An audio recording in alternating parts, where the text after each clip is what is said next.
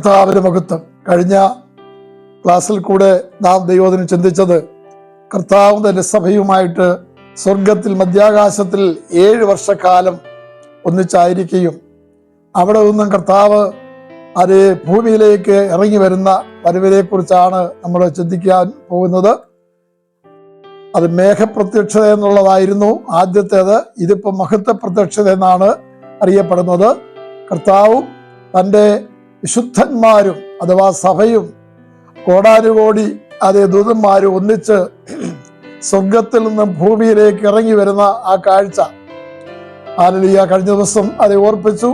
ഒലിവുമല കേന്ദ്രമായിട്ടാണ് വരുന്നത്. കാരണം യേശുക്രിസ്തു സ്വർഗത്തിലേക്ക് എടുക്കപ്പെട്ട അതേ സ്ഥലത്ത് തന്നെയാണ് വീണ്ടും വരുന്നത്. ദൂതന്മാരെ തന്നെ അറിയിച്ചിട്ടുണ്ട്, അത് നിങ്ങളെ വിട്ടുപോയ യേശു എങ്ങനെ പോയോ അതുപോലെ തന്നെ വീണ്ടും വരും. ആ കർത്താവായ യേശുക്രിസ്തുവിന്റെ ആ മഹത്വ പ്രത്യക്ഷതയിൽ തന്റെ വിശുദ്ധന്മാരും ഒന്നിച്ചാണ് ഭൂമിയിലേക്ക് ഇറങ്ങി വരുന്നുള്ള കാര്യം നമുക്കിവിടെ ചിന്തിക്കുവാൻ കഴിയുന്നുണ്ട്. ഒലിവുമല രണ്ടായിട്ട് പിളർന്നു പോകുകയും ഒന്ന് വടക്കോട്ടും തെക്കോട്ടുമായി വിഭജിക്കുവാനിടയായി തീരും. കർത്താവ് സഭയുമായിട്ട് അവിടുന്ന് നേരെ യെരുശലേമിലേക്ക് വരും. അതിനുശേഷം യഹോശാഫാത്ത് എന്ന് പറയുന്ന ആ താഴ്വര, വലിയൊരു താഴ്വരയാണ്. ആ താഴ്വരയിലേക്ക് കടന്നു പോകുവാനിടയായി തീരും. അവിടെ വെച്ചാണ് തേജസ്സിന്റെ സിംഹാസനത്തിൽ ഇരുന്ന് അന്ത്യക്രിസ്തുവിന്റെ അഥവാ എതിർ ക്രിസ്തുവിന്റെ കാലത്ത് പീഡിപ്പിക്കപ്പെട്ട യഹൂദന്മാരുണ്ട്, അല്ലാത്തവരുണ്ട്. അവരെ ന്യായം വിധിക്കുകയും ജീവനുള്ള കർത്താവിനോടുകൂടെ ജീവിക്കുവാൻ സമർപ്പിക്കപ്പെട്ടവരെ ദൈവം വേർതിരിക്കുകയും ചെയ്യും എന്ന് കാണുവാൻ കഴിയുന്നുണ്ട്. 2 തിരുവെഴുത്ത് നമ്മൾക്ക് വായിക്കാം. വെളിപ്പാട് പുസ്തകം 19-ാം അധ്യായത്തിന്റെ 19 വാക്യം വായിക്കുമ്പോൾ, കുതിരപ്പുറത്തിരിക്കുന്നവനോടും അവന്റെ സൈന്യത്തോട് യുദ്ധം ചെയ്യുവാൻ മൃഗവും ഭൂരാജാക്കന്മാരും അവരുടെ സൈന്യവും ഒന്നിച്ച് കൂടുകയും കൂടുന്നത് ഞാൻ കണ്ടു. മൃഗത്തെയും അതിന്റെ മുൻപാകെ താൻ ചെയ്ത അടയാളങ്ങളാലും മനുഷ്യരെ ചതിച്ചു മൃഗത്തിന് മുദ്ര ഏൽപ്പിക്കുകയും അതിന്റെ പ്രതിമയെ നമസ്കരിപ്പിക്കുകയും ചെയ്ത കള്ളപ്രവാചകനെയും പിടിച്ചു കെട്ടി ഇരുവരെയും ഈ ഗന്ധകവും കത്തുന്ന തീപ്പൊയ്യിലേക്ക് ജീവനോടെ തള്ളിക്കളഞ്ഞു. അതിനുശേഷം കുതിരപ്പുറത്തിരിക്കുന്നവന്റെ വായിൽ നിന്നും പുറപ്പെടുന്ന വാൾ കൊണ്ട് അവരെ ഒരു കൂട്ടം ആളുകളെ യുദ്ധത്തിന് വന്നവരെ കൊന്നു. അവരുടെ മാംസം തിന്നുവാൻ പക്ഷികളെ അവിടെ ക്ഷണിക്കുവാനിടയായി തീർന്നു. കർത്താവും തന്നെ സഭയുമായിട്ട് ഭൂമിയിലേക്ക് ഇറങ്ങി വരുമ്പോൾ യഹൂദന്മാരുടെ നടുവിൽ അന്ന് ഭരിച്ചുകൊണ്ടിരുന്നത് ആന്റി ക്രൈസ്റ്റ് അല്ലെങ്കിൽ എതിർ ക്രിസ്തുവാൻ. അവൻ യഹൂദന്മാർക്ക് ഒരു ദേവാലയം പണിയിപ്പിച്ചു കൊടുക്കുകയും അവിടെ ആരാധന സ്ഥാപിക്കുകയും അവൻ അതിന്റെ ഭരണകർത്താവായി തീരുകയും ചെയ്യും. അങ്ങനെ ഇരിക്കുമ്പോഴാണ് കർത്താവും തന്റെ സഭയും ദൂതന്മാരുമായിട്ട് ഈ ഭൂമിയിലേക്ക് ഇറങ്ങി വരുന്നത്. ഈ വരവ് അവൻ അറിയുമ്പോൾ ലോകത്തിന് നാനാഭാഗത്തുള്ള സകല എതിർ ക്രിസ്തുവിന്റെ അനുയായികളെയും സകല മനുഷ്യവർഗത്തെയും പ്രത്യേക പുരുഷന്മാർ യുദ്ധത്തിനായിട്ട് അവിടെ വിളിച്ചു വരുത്തും. കർത്താവിന്റെ സ്വർഗീയ സൈന്യമാണ് അവിടെ യുദ്ധം ചെയ്യുന്നത് കർത്താവിന്റെ ഭാഗത്ത്. ഈ എതിർ ക്രിസ്തു അവൻ അനേക ജീവനങ്ങളെ അവിടെ കൊണ്ടുവന്ന് യുദ്ധത്തിനുമായി ഒരുക്കും. അപ്പോൾ അവർ പറയും, നമുക്ക് ജയിക്കാൻ കഴിയത്തില്ലെങ്കിൽ നമുക്ക് പരാജയം സമ്മതിക്കേണ്ട, നമുക്ക് അന്യോന്യം വെട്ടി അങ്ങ് മരിക്കാമെന്ന് പറയും. അതുപോലെയാണ് സംഭവിക്കുന്നത്. സ്വർഗീയ സൈന്യം ഇറങ്ങി വന്ന് അന്ത്യക്രിസ്തുവിനെതിരായിട്ട് എതിർ ക്രിസ്തുവിനെതിരായിട്ട് പോരാടുവാനിടയായി തീർന്നപ്പോഴേക്കും ഇവരെ തമ്മിൽ വെട്ടുവാനിടയായി തീർന്നു. അങ്ങനെയാണ് യഹൂദന്റെ സ്തോത്രം അനേകർ അനുസരണപ്പെട്ടവരുടെ രക്തം യെരുശലേമിൽ കൂടെ ഒഴുകുവാനിടയായി തീരുന്നു. ഒരു കുതിരയുടെ കടിഞ്ഞാണോളം പൊക്കത്തിൽ ദീർഘദൂരം മനുഷ്യന്റെ രക്തം അവിടെ ഒഴുകുവാനിടയായി തീർന്നു. അങ്ങനെ ഒരു വലിയ സംഹാരം അവർ തമ്മിൽ വെട്ടി നശിക്കുകയും സ്വർഗീയ സൈന്യം അവിടേക്ക് ഇറങ്ങി വരികയും ചെയ്തു. അതുകൂടാതെ മനുഷ്യന്റെ കണ്ണ് ചീഞ്ഞഴുകി അവരെ ദുർഗന്ധമുണ്ടാകത്തക്ക നിലയിൽ അവൻ വീണ് മരിക്കുവാനിടയായി തീരും. അങ്ങനെ ഒരു വലിയ സംഹാരം നടത്തിയതിനു ശേഷം കർത്താവ് അവിടെ തന്റെ ന്യായാസനം സ്ഥാപിക്കും. ന്യായാസനം സ്ഥാപിച്ചിട്ട് കർത്താവ് അവിടെ ഒരു ഭരണം, അവിടെ ഒരു ന്യായവിധി നടത്തുവാനിടയാക്കി തീർക്കും. വെളിപ്പാട് പുസ്തകം 25-ാം അധ്യായം നാം വായിക്കുമ്പോൾ അവിടെ അതിനെക്കുറിച്ച് നമ്മൾ വായിക്കുവാൻ കഴിയുന്നുണ്ട്. സ്തോത്രം, ഹല്ലേലൂയ. 25-ന്റെ 31 മുതലുള്ള വാക്യങ്ങളാണ്.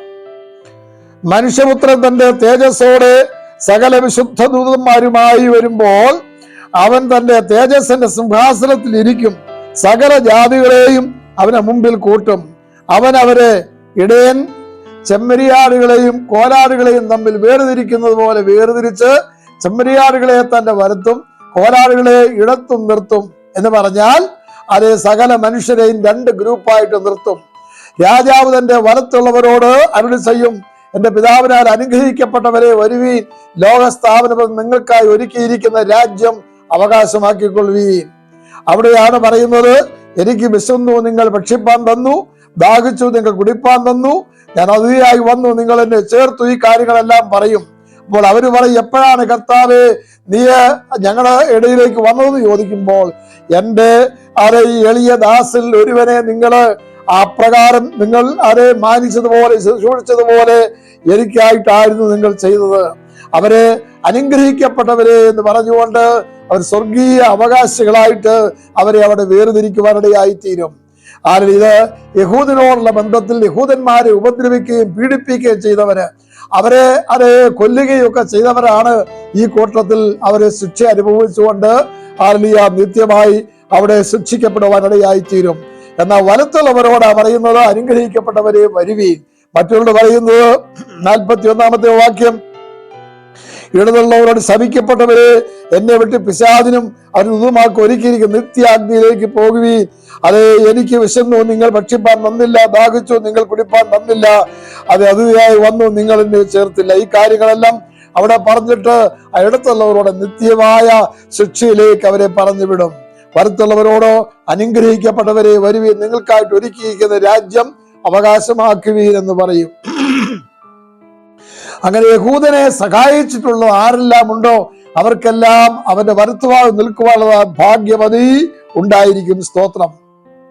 അപ്പോൾ ഈ എതിർ ക്രിസ്തു അവന് 666 എന്നുള്ളതായ മുദ്രയോടുകൂടെ അവന്റെ ഭരണം നടത്തുമ്പോൾ ആ മുദ്ര ഏൽക്കാത്തവരെ എല്ലാം അവന് വെട്ടിക്കൊല്ലുവാനിടയായി തീരും.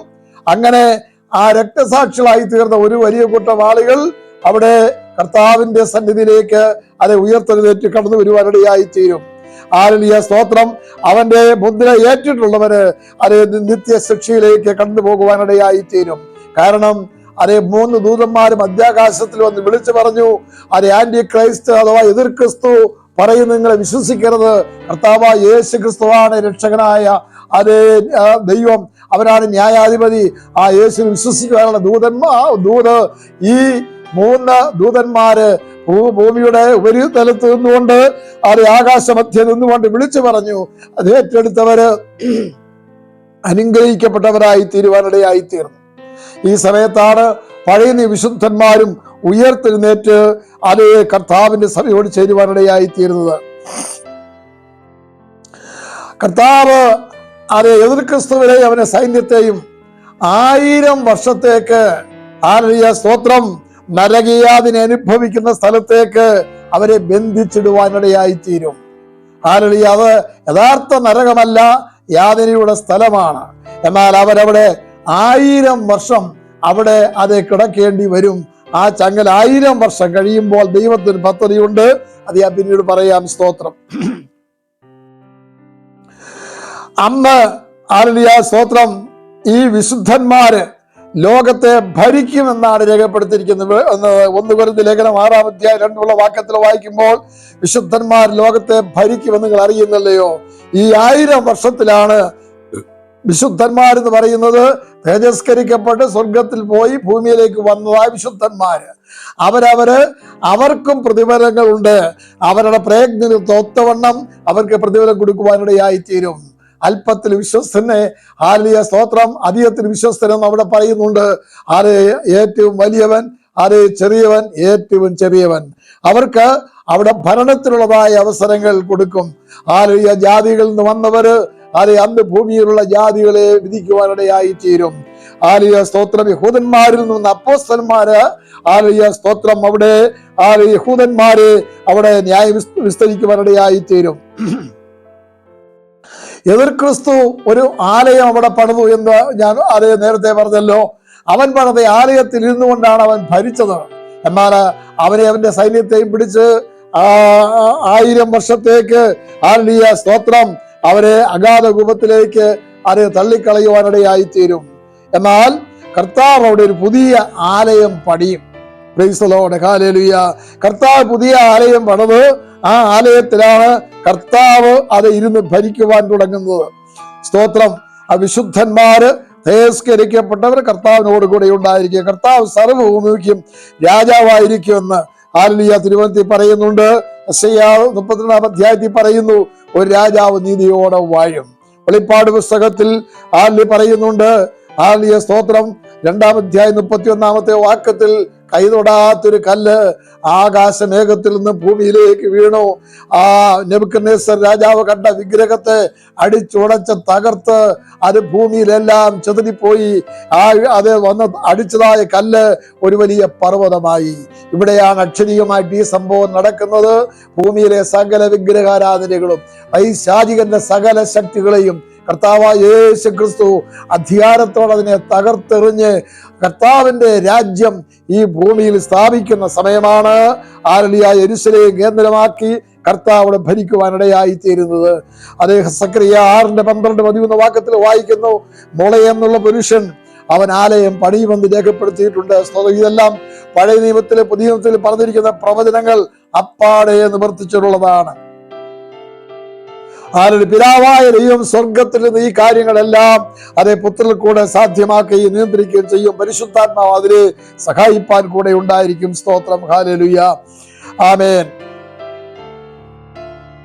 വെളിപ്പാട് പുസ്തകം 7-ാം അധ്യായത്തിൽ 144,000 പേര് പ്രൈസ് ദി ലോർഡ്. ഹല്ലേലൂയ. അവര് യഹൂദന്മാരുടെ മധ്യത്തിൽ നിന്ന് 12 ഗോത്രത്തിൽ നിന്ന് 12,000 പേരെ വീതം വേർതിരിക്കുന്നതായിട്ട് കാണുവാൻ കഴിയുന്നുണ്ട്. നമ്മളതിനെ നേരത്തെ ചിന്തിച്ചതാണ്. അവര് ആന്റി ക്രൈസ്റ്റിന്റെ മുദ്ര 666 ഏൽക്കാതെ അവരെ വേർതിരിച്ച് കർത്താവരെ പ്രത്യേകമായി മുദ്രയിട്ട് അവരെ സംരക്ഷിപ്പാനിടയായി തീർന്നു. തുറന്നുള്ള കാലഘട്ടങ്ങളിലും അന്ത്യക്രിസ്തുവിന്റെ അവസാനത്തെ 3.5 വർഷങ്ങളിലും അങ്ങനെയുള്ള വേർതിരിക്കപ്പെട്ട വിശുദ്ധന്മാരെ കർത്താവ് വേർതിരിച്ചു അവരെ അവിടെ താമസിപ്പിക്കുവാനിടയായി തീർന്നു. സ്തോത്രം. ഹല്ലേലൂയ. ഭൂമിയുടെ അന്നത്തെ അവസ്ഥ എന്തായിരിക്കും? നിഷ്പാപയുഗം അഥവാ ഏദൻ പർദീസ പാപം ചെയ്തതിനു മുൻപേ എങ്ങനെയായിരുന്നു അതേ അവസ്ഥയിലാണ് ഭൂമിയുടെ അന്നത്തെ അവസ്ഥ. ഹല്ലേലൂയ. പിശാചില്ല. Praise the lord. യാതൊരു ശാപവും അന്നിവിടെ ഇല്ല. ഹല്ലേലൂയ. അംഗവൈകല്യമുള്ളവരില്ല, കാഴ്ച ഇല്ലാത്തവരോ മറ്റുള്ള യാതൊരു പ്രശ്നമുള്ളവരുമില്ല. അന്നും ഭൂമിയിൽ മനുഷ്യനുണ്ട്. ഹല്ലേലൂയ. തേസ്കരിക്കപ്പെടാത്ത മനുഷ്യൻ ഭൂമിയുടെ എല്ലാ ഭാഗത്തുമുണ്ട്. പക്ഷേ പുരുഷന്മാരുടെ എണ്ണം വളരെ കുറവാണ്. എന്താ കാര്യമെന്നറിയാമോ? ഹല്ലേലൂയ സ്തോത്രം. ഹല്ലേലൂയ. കഴിഞ്ഞ യുദ്ധത്തില് അനേകർ പട്ടുപോയി. സ്തോത്രം. ഹർമഗദോൻ യുദ്ധം കർത്താവ് ഇറങ്ങി വന്നപ്പോൾ നടന്ന യുദ്ധത്തിൽ ഭൂമിയുടെ ഭാഗത്തു നിന്ന് അനേക പുരുഷന്മാര് അവര് പോവാനിടയായി തീർന്നു. സ്ത്രീകളായിരിക്കും അന്ന് കൂടുതലുള്ളത്, ബാക്കി ശേഷിച്ചവര്. ഹല്ലേലൂയ സ്തോത്രം. അതുകൊണ്ടാണ് നമ്മളിങ്ങനെ വായിക്കുന്നുണ്ട്, ഒരു പുരുഷന്റെ കൂടെ 7 സ്ത്രീകൾ ഞങ്ങൾ നിന്റെ കൂടെ പാർത്തുകൊള്ളാം, നിന്റെ പേര് മാത്രം ഞങ്ങൾക്ക് മതിയെന്ന് പറഞ്ഞുകൊണ്ട് ഹല്ലേലൂയ സ്തോത്രം ഒരു പുരുഷന്റെ പിന്നാലെ കടന്നു വരുവാനിടയായി തീർന്നു. അന്നത്തെ മനുഷ്യന്റെ ആഹാരം കൂടുതലും സസ്യാഹാരമായിരിക്കും. ഇതൊക്കെ ഭൂമിയിൽ പാർക്കുന്ന സാധാരണപ്പെട്ടവർക്ക് വേണ്ടിയാണ് ഈ ഭക്ഷണം. തിരസ്കരിക്കപ്പെട്ടവർക്ക് ഈ ഭക്ഷണത്തിന്റെ ആവശ്യമില്ല. അവർക്ക് ആവശ്യം തോന്നുന്നെങ്കിൽ അവർക്ക് കഴിക്കുന്നതിന് തെറ്റുമില്ല. സ്തോത്രം. എന്നാൽ അവർക്ക് അതുകൊണ്ട് പ്രത്യേകതയൊന്നും ശരീരത്തിലുണ്ടാകത്തുമില്ല. Praise the lord. സ്തോത്രം. അങ്ങനെ ഹല്ലേലൂയ സ്തോത്രം. ഭൂമിയിൽ വിശുദ്ധന്മാര് ഈ ഭൂമിയെ ഭരിക്കുന്ന ഒരു കാലഘട്ടമാണ്. ഹല്ലേലൂയ സ്തോത്രം. ഈ 1000 വർഷം. അപ്പൊ ഒരു കുടുംബത്തിൽ തന്നെ 1000 വർഷം ജീവിച്ചിരുന്ന ആളുകൾ വരെയുണ്ട്. കാര്യം അങ്ങനെ ആയിരുന്നല്ലോ പാപം ചെയ്തതിന് മുൻപേ ആ ഏദനിലെ ജീവിതയാത്ര. അപ്പൊ ആയിരക്കണക്കിന് ആളുകൾ ആയുസ് ഉണ്ട്. ഒരു 100 വയസ്സുള്ള ഒരാൾ മരിച്ചാൽ പറയും 100 വയസ്സുള്ള ഒരു കുട്ടി മരിച്ചു പോയത് എന്ന് പറഞ്ഞാൽ 100 വയസ്സ് ഒരു കുട്ടിയുടെ പ്രായമാണ് അവർ കണക്കാക്കുന്നത്. 500, 600, 700, 1000 വർഷം വരെ പോകും. ഹല്ലേലൂയ, സ്തോത്രം. അങ്ങനെ ഇവിടെ ജനനമുണ്ടാകും, ഹല്ലേലൂയ, മരണമുണ്ടാകും, വിവാഹമുണ്ടാകും. അങ്ങനെ ഭൂമിയിൽ അതെല്ലാം ഇവിടെ സംഭവിച്ചുകൊണ്ടേയിരിക്കും. അവര് ഇവിടെ പാർക്കുവാൻ, സ്തോത്രം, ഹല്ലേലൂയ, ഉള്ള അവസരം ദൈവം കൊടുത്തിരിക്കുകയാണ്. എന്നാൽ ഭൂമിയിൽ അന്ന് പ്രകൃതിക്ഷോഭങ്ങളൊന്നുമില്ല. മനുഷ്യൻ എവിടെ വേണേലും താമസിക്കാം. ഹല്ലേലൂയ, സ്തോത്രം. അതിഥികളൊക്കെ വന്നു കഴിഞ്ഞാൽ അവരെ മുന്തിരിയുടെയും ഒലിവിന്റെ ഒക്കെയും കീഴിൽ പോയി അവർക്ക് പാർക്കുവാനുള്ള അവസരങ്ങളൊക്കെ ദൈവം കൊടുക്കാൻ. ദുഷ്ടമൃഗങ്ങളൊന്നുമില്ല.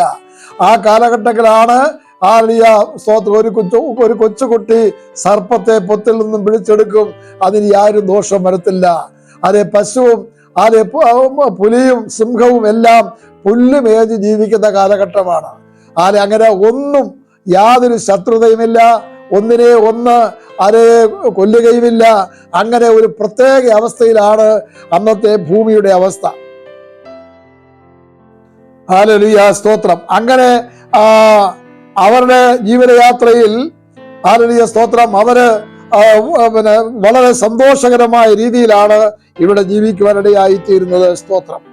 എന്നാൽ അവരോട് സുവിശേഷം പ്രസംഗം നടക്കാനുള്ള അവസരങ്ങളുണ്ട്. കാര്യം പിന്നീട് ജനിച്ച കുട്ടികൾ ധാരാളമുണ്ടല്ലോ. അവരോട് ആരാണ് വചനം പറയുന്നത്? അവിടെ രക്ഷിക്കപ്പെട്ട് ദൈവത്തിന്റെ കൃപ അനുഭവിക്കുന്ന മനുഷ്യനെ കൊണ്ട്, ഹല്ലേലൂയ, സ്തോത്രം, ഈ സുവിശേഷം എത്തിയിട്ടില്ലാത്ത ഭാഗത്തെല്ലാം പോയി അവരോട് സുവിശേഷം പറയുവാനിടയായിത്തീരും. അതാണ് ദൈവത്തിന് നിത്യ സ്നേഹം. ഹല്ലേലൂയ. ആരും നശിച്ചു പോകാതെ എല്ലാവരും മാനസാന്തരപ്പെടുന്ന ദീർഘക്ഷമ കാണിക്കുന്ന കർത്താവിന്റെ ആ ദീർഘക്ഷമയാണ് നമുക്കിവിടെ കാണുവാൻ കഴിയുന്നത്. 1000 വർഷം കഴിയുമ്പോൾ പിന്നെ ഇവിടെ സംഭവിക്കുന്നത് എന്താണെന്ന് അറിയാമോ? ഈ ഭൂമിയെ അഗ്നിപ്രളയത്താൽ ദഹിപ്പിച്ച് കളയുവാനിടയായിത്തീരും. 1000 വർഷം കൊണ്ട്. ഹല്ലേലൂയ, സ്തോത്രം. 1 പത്രോസ് 3:9 മുതൽ 10 വരെ വാക്യത്തിൽ വായിക്കുമ്പോൾ ആകാശം മുഴക്കത്തോടെ ഒഴിഞ്ഞു പോകും, മൂലപദാർത്ഥങ്ങൾ വെന്തെരിഞ്ഞു പോകും. ഹല്ലേലൂയ, സ്തോത്രം. ഭൂമി അതിന്റെ പണികൾ എല്ലാം വെന്തു പോകുവാനിടയായിത്തീരും.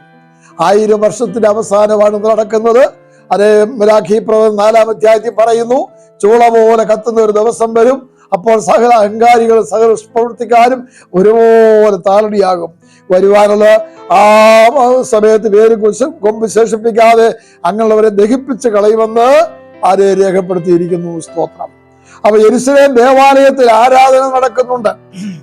ഹെസക്കേൽ പ്രവചനം 47-ാം അധ്യായം 19 വാക്യത്തിൽ വായിക്കുമ്പോൾ അവിടെ ആരാധനയ്ക്ക് കർത്താവ് അവിടെ സിംഹാസനത്തിൽ ഇരിക്കുമ്പോൾ ഭൂമിയുടെ നാനാഭാഗത്തു നിന്നും അനേക ജാതികളിൽ നിന്ന്, യഹൂദന്മാരിൽ നിന്ന് അനേകർ വന്ന് അവിടെ വന്ന് ആരാധിക്കും. സ്തോത്രം. അപ്പോൾ ജാതികൾ യഹൂദനോട് പറയും, ഞങ്ങൾ നിങ്ങളുടെ കൂടെ വരികയാണ്. ഹല്ലേലൂയ, സ്തോത്രം. അങ്ങനെ ആ യഹൂദന്മാരെ അനുഗമിച്ചുകൊണ്ട് അനേക ജാതികളും കർത്താവിന്റെ പാദപീഠത്തിൽ വന്ന് മുട്ടുമടക്കി ആരാധിപ്പാനിടയായിത്തീരും. അന്ന് യാഗമുണ്ട്. എന്തിനാ യാഗം നടക്കുന്നറിയാമോ? നമ്മൾ ഇന്ന് കർത്തൃമേശ നടത്തുന്ന പോലെയാണ്. യേശുക്രിസ്തുവിന്റെ മരണത്തിന്റെ ഓർമ്മയ്ക്ക് വേണ്ടിയാണ്. അതുപോലെ തന്നെയാണ് ഈ യാഗം. ആ യാഗം അവിടെ നടത്തുന്നത് എന്തിനാണ്? ഒരിക്കൽ കർത്താവായ യേശുക്രിസ്തു നിങ്ങളുടെ പാപത്തിന്റെ പ്രായശ്ചിത്തത്തിന് വേണ്ടി കാൽവരി ക്രൂശിൽ യാഗമായി തീർന്നു. ആ കുഞ്ഞാടിന്റെ രക്തമാണ് നമ്മെ വീണ്ടെടുത്തിരിക്കുന്നത്. അതുകൊണ്ട് ആ കർത്താവിന് നിങ്ങൾ മഹത്വം കൊടുക്കണം. കുഞ്ഞാടേ, നീ അറുക്കപ്പെട്ടു, സകല ഗോത്രത്തിൽ നിന്ന്, ഭാഷയിൽ നിന്ന്, വംശത്തിൽ നീ വിലയ്ക്ക് വാങ്ങി എന്നുള്ളതായ തിരുവചനം അവിടെ നിവൃത്തിയാകും. അനേക ഭാഷക്കാരോടെ വരുവാനിടയായിത്തീരും. കർത്താവിന് മഹത്വം, സ്തോത്രം. വെള്ള സിംഹാസനത്തിലെ ന്യായവിധിയാണ് അടുത്തത് കാണുവാൻ കഴിയുന്നത്. എന്താണ് വെള്ള സിംഹാസനം? ഹല്ലേലൂയ, സ്തോത്രം. ആ വെള്ള സിംഹാസനം എന്ന് പറഞ്ഞാൽ ഭൂമിയുടെ ഉൽപ്പത്തി മുതൽ ഇന്ന് വരെയും അല്ലെങ്കിൽ അന്ന് വരെയുള്ള മരിച്ചുപോയ സകല വ്യക്തികളെയും ന്യായം വിധിക്കുന്ന ദിവസമാണ്. ആ 2 ഗ്രൂപ്പായിട്ട് അവരെ നിർത്തും. അവരവരുടെ പ്രവൃത്തി അനുസരിച്ച് 2ആയിട്ട് തിരിക്കുവാനിടയായിത്തീരും. ഹല്ലേലൂയ സ്തോത്രം. 1 കൊരിന്ത്യർ 5-10 വായിക്കുമ്പോൾ അത് ഓരോരുത്തർ ശരീരത്തിരിക്കുമ്പോൾ ചെയ്തത് നല്ലതാകലും തീയതാകലും അതിന് തക്കവണ്ണം പ്രാപിക്കേണ്ടതിന് നാം എല്ലാവരും ക്രിസ്തു ന്യായാസനത്തിന് മുൻപാകെ വെളിപ്പെടേണ്ടതാകുന്നു. ഹല്ലേലൂയ സ്തോത്രം സ്തോത്രം. യോഹന്നാൻ 5-ാം വായിക്കുമ്പോൾ മരിച്ചവർ ഉയർത്തെഴുന്നേൽക്കും, ജീവനോടെ ശേഷിക്കുന്നത് ഒന്നിച്ച് കർത്താവിനെ എതിരേൽപ്പാൻ മേഘത്തിലേക്ക് എടുക്കപ്പെട്ടവരാണല്ലോ. എന്നാൽ പിന്നീട് ശേഷിക്കുന്നത് ബാക്കിയുള്ളവര് കർത്താവിനോട് വസിപ്പാനുള്ള അവസരം കർത്താവ് ഒരുക്കുവാനിടയായിത്തീരും. അങ്ങനെ ഹല്ലേലൂയ സ്തോത്രം ഭൂമിയെ മുഴുവനും ഒരു അഗ്നിപ്രളയത്തോടുകൂടെ നശിപ്പിക്കുവാനിടയായിത്തീരും. പിന്നെ പുതുവാന ഭൂമിയാണ്, നീതി വസിക്കുന്ന പുതിയ ഭൂമി. Price the Lord. എബ്രായർക്ക് 1-10-11 എബ്രായർ 12-28, വെളിപ്പാട് 22-2 ഹല്ലേലൂയ വെളിപ്പാട് ഹല്ലേലൂയ സ്തോത്രം അതിന്റെ 22 മുഴുവനും പിന്നെ നമുക്ക് വായിക്കുവാൻ കഴിയുന്നത് ഈ ഭൂമിയിൽ കർത്താവിനോടുകൂടെ തന്റെ സഭ എന്നുവെന്നേക്കും വാഴുന്ന അവസ്ഥയാണ്. Hallelujah praise the Lord. കർത്താവ് നമുക്ക് വേണ്ടി ഒരു സ്ഥലം ഒരുക്കുവാൻ പോയിരിക്കുന്നു എന്നുള്ള കാര്യം അറിയിച്ചു. യോഹന്നാന്റെ സുവിശേഷം 14-ാം കർത്താവ് പറഞ്ഞു, നിങ്ങളുടെ ഹൃദയം കലങ്ങിപ്പോകരുത്, ദൈവത്തിൽ വിശ്വസിപ്പീൻ, എന്നിൽ വിശ്വസിപ്പീൻ. ഞാൻ നിങ്ങൾക്ക് സ്ഥലം ഒരുക്കുവാൻ പോകുന്നു. ഞാൻ സ്ഥലം ഒരുക്കിട്ട് പിന്നെയും വന്ന് നിങ്ങളെ എന്റെ അടുക്കലേക്ക് ചേർത്തുകൊള്ളും. എന്റെ പിതാവിന്റെ സന്നിധിയിൽ അനേക വാസസ്ഥലങ്ങളുണ്ട്. ഹല്ലേലൂയ. ഓരോരുത്തർക്കും അവരവരുടെ പ്രവൃത്തിക്ക് തക്കമുള്ള പ്രതിഫലം കർത്താവ് വിഭാഗിച്ചു കൊടുക്കും. ഒരു കൂട്ടർ നിത്യ ന്യായവിധിയിലേക്കും ഒരു കൂട്ടർ നിത്യജീവികളിലേക്ക് പോകാതാണ് വെള്ള സിംഹാസനത്തിലെ ന്യായവിധി. ഹല്ലേലൂയ. വെളിപ്പാട് പുസ്തകം ഹല്ലേലൂയ സ്തോത്രം 20-ാം അധ്യായം നമ്മൾ വായിക്കുമ്പോൾ അവിടെ വായിക്കുന്നുണ്ട്, ജീവോത്സവത്തിൽ പേരെഴുതി കാണാത്ത ഏവരെ തീപ്പൊയ്യിൽ തള്ളിയിടും. 20-ാം അധ്യായം ഹല്ലേലൂയ സ്തോത്രം 11 മുതൽ 15 വാക്യങ്ങൾ വായിക്കുമ്പോൾ അവിടെ അതിനെ കുറിച്ച് രേഖപ്പെടുത്തിയിരിക്കുന്ന ഭാഗം ഒന്ന് വായിക്കാം. ഹല്ലേലൂയ സ്തോത്രം 20-ാം അധ്യായത്തിന്റെ ഹല്ലേലൂയ സ്തോത്രം 11 മുതൽ 15 വാക്യം. ഞാൻ വലിയൊരു വെള്ള സിംഹാസനവും അതിലൊരുത്തനിരിക്കുന്നത് കണ്ടു. അവന്റെ സന്നിധിയിൽ നിന്ന് ആ ഭൂമിയും ആകാശവും ഓടിപ്പോയി, അവയെ പിന്നെ കണ്ടില്ല. മരിച്ചവർ ആവാളവൃത്ത സിംഹാസനത്തിന് മുൻപിൽ നിൽക്കുന്നത് കണ്ടു. പുസ്തകങ്ങൾ തുറന്നു, ജീവന്റെ പുസ്തകം എന്ന മറ്റൊരു പുസ്തകവും തുറന്നു. പുസ്തകത്തിൽ എഴുതിയിരിക്കുന്നത് ഒത്തവണ്ണം മരിച്ചവർക്ക് അവരുടെ പ്രവൃത്തികൾക്കടുത്ത ന്യായവിധി ഉണ്ടായി. സമുദ്രം തന്നിലുള്ള മരിച്ചവരെ ഏൽപ്പിച്ചു കൊടുത്തു, മരണവും പാതാളവും തങ്ങളുടെ മരിച്ചവരെ ഏൽപ്പിച്ചു കൊടുത്തു. ഓരോരുത്തരും അവരവന്റെ പ്രവൃത്തികൾക്കടുത്ത വിധി ഉണ്ടായി. മരണത്തെയും പാതാളത്തെയും തീപ്പൊയ്യിൽ തള്ളിയിട്ടു. ഈ തേയ്പക രണ്ടാമത്തെ മരണം. ജീവപുസ്തകത്തിൽ പേരെഴുതി കാണാത്ത ഏവരെയും തീപ്പൊയ്യിലേക്ക് തള്ളിയിട്ടു. ഹല്ലേലൂയ. ആ വെള്ള സിംഹാസനത്തിലെ ന്യായവിധിയിലാണ് ഏവരെയും അവിടെ രണ്ടായിട്ട് തിരിക്കുവാനിടയായി തീർന്നിരിക്കുന്നത്. കർത്താവിന് മഹത്വം. ഹല്ലേലൂയ. കർത്താവ് തന്നെ സഭയുമായിട്ട് കർത്താവിനോടുകൂടെ യുഗായുഗം വാഴുന്നതാണ്. വെളിപ്പാട് പുസ്തകം 22-ാം അധ്യായത്തിൽ നമുക്ക് വായിക്കുന്നുണ്ട്. അവിടെ ഹല്ലേലൂയ സ്തോത്രം വീതിയുടെ നടുവിൽ ദൈവത്തിന്റെ കുഞ്ഞാടിന്റെ സിംഹാസനത്തിൽ നിന്ന് പുറപ്പെടുന്നതായി പളുങ്ക് പോലെ ശുഭ്രമായ ജീവജല നദിയും അവൻ എന്നെ കാണിച്ചു. നദിക്ക് ഇക്കരയും അക്കരയും വൃക്ഷമുണ്ട്. അത് 12 വിധ ഫലം കായ്ച്ച് മാസം തോറും അത് ഫലം അത് കൊടുക്കുന്നു. വൃക്ഷത്തിന്റെ ഇല അത് ജാതികളുടെ രോഗശാന്തിക്ക് ഉതകുന്നു. ഇവിടെ വായിക്കുന്നു, ഇനി മരണമില്ല, ഇനി ദുഃഖമില്ല, ഇനി മുറവിളിയില്ല, എന്നുവെന്നേക്കും കർത്താവിനോടുകൂടെ ആയിരിക്കും. ഹല്ലേലൂയ. കർത്താവ് ഭൂമിയിൽ വരുമ്പോൾ ആമേൻ സ്തോത്രം നമ്മുടെ കണ്ണിൽ നിന്ന് കണ്ണുനീരെല്ലാം തുടച്ചു കളയും. ഹല്ലേലൂയ സ്തോത്രം. ഹല്ലേലൂയ. കണ്ണുനീരും വേദനയും എല്ലാം തുടയ്ക്കും. എന്നുവെന്നേക്കും ദൈവത്തോടുകൂടെ ആയിരിക്കും. ഹല്ലേലൂയ. ആമേൻ സ്തോത്രം.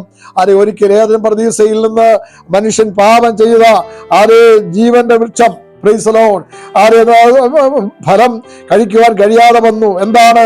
നന്മ നിങ്ങളുടെ അറിവിന്റെ വൃക്ഷഫലം തിന്ന് അനുസരണക്കേട് കാണിച്ചത് കൊണ്ടാണ്. എന്നാൽ ഇവിടെ 22-14-15 വാക്യത്തിൽ വായിക്കുന്നു, ജീവവൃക്ഷത്തിൽ തങ്ങൾക്ക് അധികാരം ഉണ്ടാകേണ്ടതിന് ഗോപുരത്തിൽ കൂടെ നഗരത്തിൽ കടക്കേണ്ടതിന് തങ്ങളുടെ വസ്ത്രം അലക്കുന്നവർ ഭാഗ്യവാന്മാർ. Price the Lord.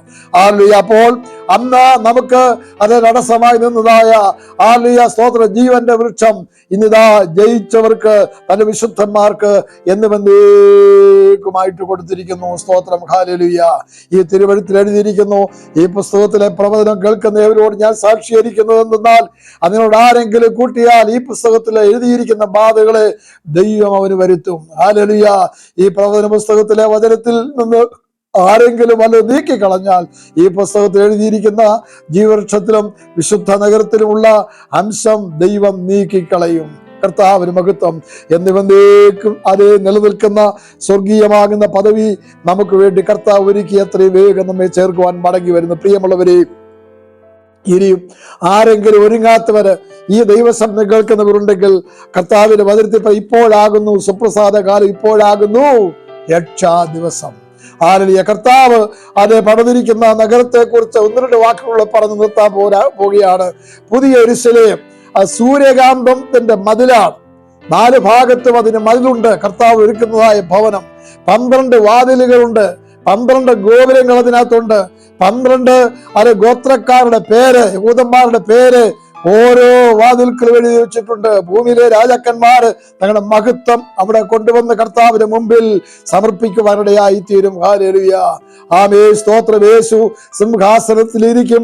ആമേ. സകല ജാതികളും വന്ന് കർത്താവിന് മുമ്പിൽ നമസ്കരിക്കുവാനും ആരാധിക്കുവാനും കഴിയും. അവര് അത് മടങ്ങിപ്പോകും. ഹല്ലേലൂയ. സ്വർഗത്തിൽ നിന്ന് ഭൂമിയിലേക്ക് ഇറങ്ങി വന്നിരിക്കുന്ന ആ സ്വർഗീയ സൗധം, അതിന്റെ പ്രധാന ഭാഗത്ത് ഒരു വലിയ വാതിലുണ്ട്. ഹല്ലേലൂയ. സ്തോത്രം. അവിടെ നിന്നും ഒഴുകുന്ന ഒരു നദിയുണ്ട്. Price the Lord. ആ നദി താഴോട്ട് ഒഴുകി ഒരിക്കൽ ശാപഗ്രസ്തമായി തീർന്ന ഹല്ലേലൂയ സ്തോത്രം സ്ഥാനത്തൂടെ അത് ഒഴുകി അതെല്ലാം സമൃദ്ധിയുള്ളതായി തീരും. സോദോം ഗോമറയിൽ അന്ന് ശാപഗ്രസ്തമായി തീർന്നതായ കടലിലെ വെള്ളം ഇന്ന് മനുഷ്യന് അത് ഉപയോഗിക്കാൻ കഴിയത്തില്ല. ആ ചാവുകടല് അത് ശുദ്ധമായി തീരും. അതിനുശേഷം മത്സ്യങ്ങളെല്ലാം അവിടെ ഉണ്ടാകും. ആ ശാപങ്ങളെല്ലാം എല്ലാം നീക്കും. പ്രിയമുള്ളവരെ, ഏദൻ പ്രദേശയിൽ നഷ്ടപ്പെട്ടു പോയ സകല അനുഗ്രഹവും കർത്താവായ യേശു ക്രിസ്തുവിന് കൂടെ നമുക്ക് വേണ്ടി ഒരുക്കിയ കർത്താവ് നമ്മെ ചേർക്കുവാൻ എത്രയും വേഗം വരുന്നു. ഇതാ ഞാൻ വേഗം വരുന്നു.